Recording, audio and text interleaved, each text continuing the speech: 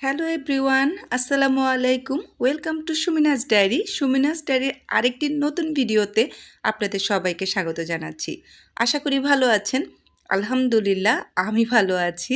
আপনারা কেমন আছেন জানাতে কিন্তু ভুলবেন না। এবারের ঈদ আব্বা আম্মা একা করায়, একা বলতে আব্বা আম্মার আর আমার ভাই ৩ জন থাকায় আব্বা আম্মা কিন্তু ঈদের দিনগুলো থেকে শুরু করে কয়েকদিন আমাদের ৩ বোনের সাথেই মানে আমাদের বাসাতেই ঈদ উদযাপন করেছে। যেহেতু আব্বা আম্মা একা ছিল, তো একা একা কি করবে, তাই আমাদের ৩ বোনের বাসায় কিন্তু ঘুরে ফিরে ঈদের খাওয়া দাওয়া বলা, ঘোরাফেরা করা হয়েছে। তো তারপরেও আব্বা আম্মা মন খারাপ করছিল যে বাসায় কিছুই এবার হলো না।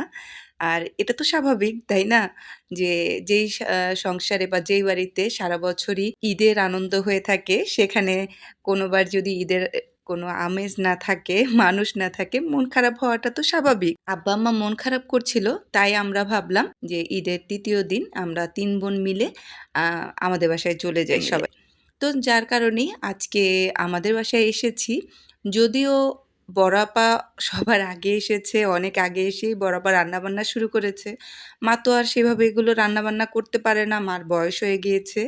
আর দেখা যায় মার বাসায় কিছু হলে বড় আপাই এসে বেশিরভাগ সময় রান্নাবান্না করে। তো বড় আপা ১ম এ এখানে সেমাই রান্না করে দিয়েছে, সেটার উপরেই মা সেমাই দিয়ে দিচ্ছিল এবং আমি আ বাদাম ছিটিয়ে দিচ্ছিলাম। আর ওইদিকে বড় আপা কিন্তু কিচেনে রান্নাবান্না করছেই। তো সবাই মিলে আজকে ভাবলাম যে একসাথে একটু কিছুটা সময় কাটাই, আব্বা-আম্মারও মনটা ভালো হোক। তো আমাকে মা কিছু চাল বাছতে দিয়েছিল।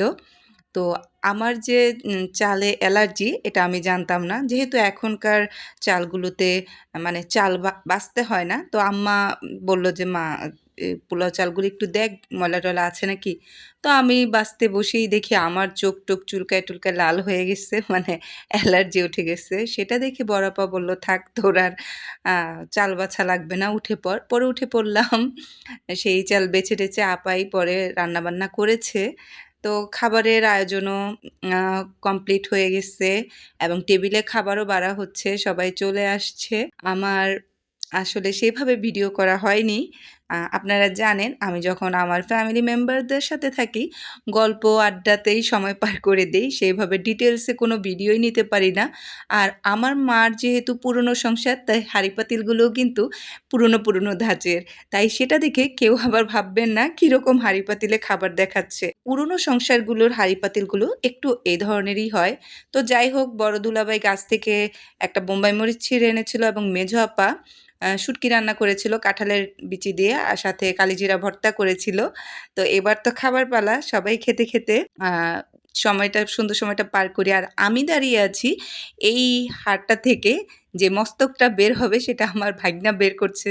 সেটা আমি ভাগ নিবো। তো আজকে ওর কাছ থেকে এই নেহারির হাড্ডি ভাগ নিতে আপনাদের কাছ থেকে বিদায় নিয়ে নিলাম। সবাই ভালো থাকবেন, সুস্থ থাকবেন। হ্যাঁ, আমাদের জন্য দোয়া করবেন। আর হিট অ্যালার্ট চলছে। সবাই একটু সাবধানে থাকবেন। আল্লাহ হাফেজ। আসসালামু আলাইকুম।